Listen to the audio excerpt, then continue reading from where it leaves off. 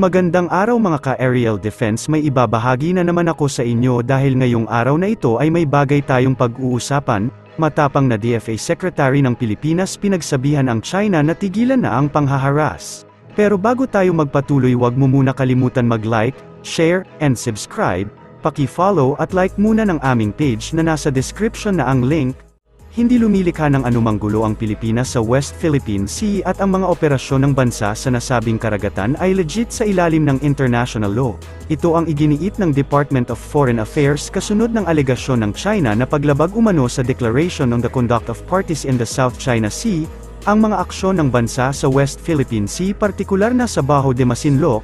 Paliwanag pa ng DFA na ang Bajo de Masinloc o Scarborough Shoal ay isang mahalagang parte ng teritoryo ng Pilipinas kung saan mayroong soberanya at jurisdiksyon ang bansa, nasa loob din ito ng Exclusive Economic Zone at Continental Shelf ng bansa.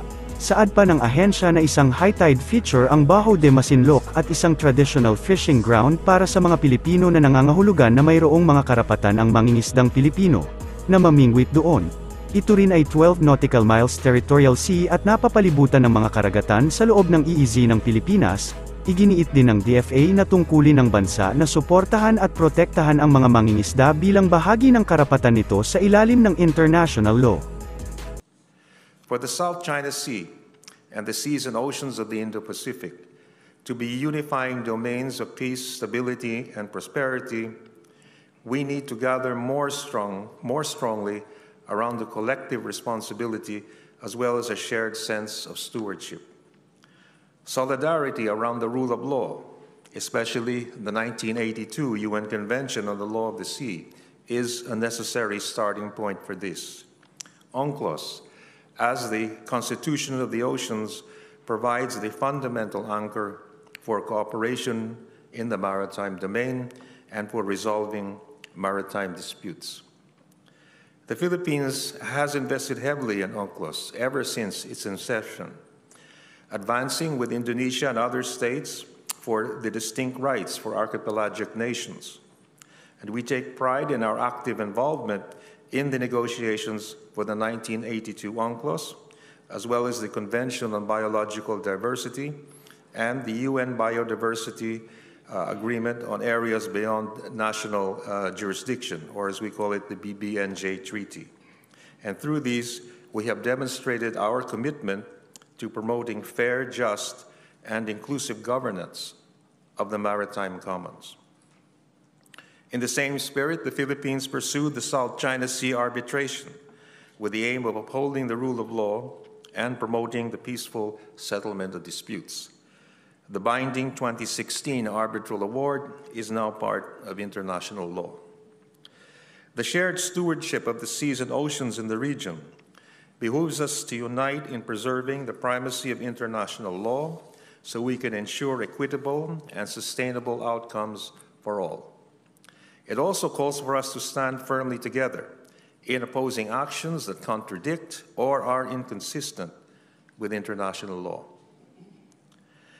Ladies and gentlemen. Una rito, nanindigan ang mga opisyal ng Pilipinas sa pagsasagawa ng legal operations sa Bajo de Masinloc kabilang ang pangingisda, maritime exercises at maritime patrol na nakikita ng China bilang mga aktibidad na nagpapalala lamang umano sa sitwasyon sa disputed waters.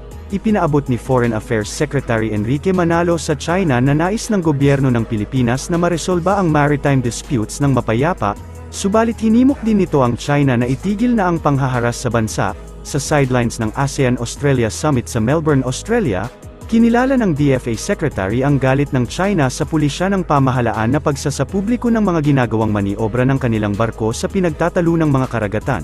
Saad pa ni Secretary Manalo na kapag itinigil ng China ang pagharas sa mga barko ng Pilipinas at iba pang mga aksyon nito sa disputed waters, wala aniyang anumang balita na iuulat hinggil dito. Ang tensyon nga sa pagitan ng China at Pilipinas ay umigting pa sa nakalipas na buwan, kasabay ng pagpapalitan ng akusasyon ng dalawang panig kaugnay sa ilang serye ng maritime incidents sa West Philippine Sea.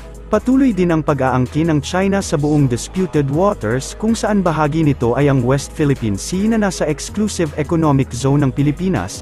Subalit, ang mga claim ng China ay pinawalang bisa at sinabing walang legal na basehan batay sa 2016 International Arbitration Tribunal ruling sa The Hague, Netherlands.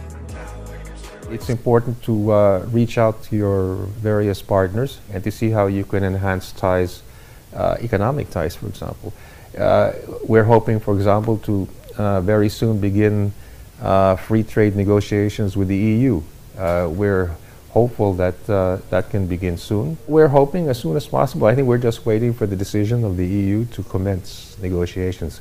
Of course, I don't know how long the negotiations will actually take, but the important thing is that there is already a decision to commence negotiations. And in fact, we're very hopeful. Dideploy ng Philippine Coast Guard ang BRP Gabriela Silang para sa 2 weeks mission sa Batanes at Philippine Rice simula sa araw ng Lunes ika-4 ng Marso, kasalukuyang taon. Ayon kay PCG spokesperson CG Rear Admiral Armando Belilo, magpapatrolya ang barko ng PCG sa bisinidad ng nabanggit na mga karagatan para magsagawa ng maritime domain awareness, paigtingin pa ang presensya ng Coast Guard sa Northern Luzon at para bantayan ang mga lokal na mangingisdang Pilipino sa lugar. Kaakibat nito, sisiyasatin din ng Coast Guard vessel ang napaulat na research vessels ng China na namataang umaaligid sa Philippine Rice o Benim Rice noong nakalipas na linggo. Samantala, ang air assets naman ng Coast Guard Aviation Force ay magiging standby para sa posibleng augmentation lalo na sa pagsasagawa ng aerial surveillance. Ito ay kasunod ng namataang 2 barko ng China sa mayamang karagatan ng Philippine Rice sa silangang bahagi ng Luzon. Naglayag ang mga barkong ito ng China sa pagitan ng Basco Batanes at mga isla sa main island ng Luzon. Walang dapat ikabahala sa namataang 2 research vessels ng China na umaaligid sa Philippine Rice na pasok sa exclusive economic zone ng Pilipinas noong nakalipas na linggo. Ito ang inihayag ni Philippine Navy spokesperson Commodore Roy Vincent Trinidad. Paliwanag ng opisyal na base sa United Nations Convention on the Law of the Sea autorisadong dumaan ang maritime traffic sa exclusive economic zone ng isang coastal state. Just a normal transit passage. It is not a cause of concern kasi based on UNCLOS, authorized naman dumaan sa exclusive economic zone ng isang coastal state ang maritime traffic. Umalis na din aniya ang mga nasabing barko ng China mula sa EEZ ng bansa noong araw ng Sabado matapos ang tinatayang 3 araw na paglalayag ng mga ito. Una nang ang iniulat ng US Maritime Security Analyst na si Ray Powell na umalis mula Guangzhou, China noong ika-26 ng Pebrero ang 2 Chinese research vessel, at naglayag umano sa pamamagitan ng Basco Batanes at namataan noong ika-1 ng Marso na nasa bisinidad ng silangang bahagi ng Luzon sa northeast corner ng Philippine Rice, base naman sa trakang ng Naval Forces Northern Luzon.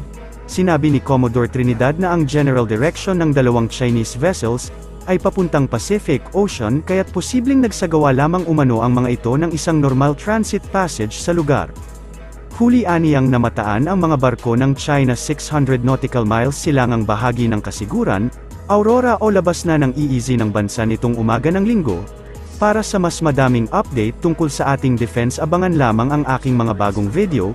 Para naman sa mga gusto magpa-shoutout, mag-comment lamang po at share, paki-follow at like muna ng aming page na nasa description na ang link. Huwag mo na rin kalimutan mag-like, share, and subscribe. Pindutin mo na rin ang bell para updated kayo sa aking mga video. Maraming salamat po.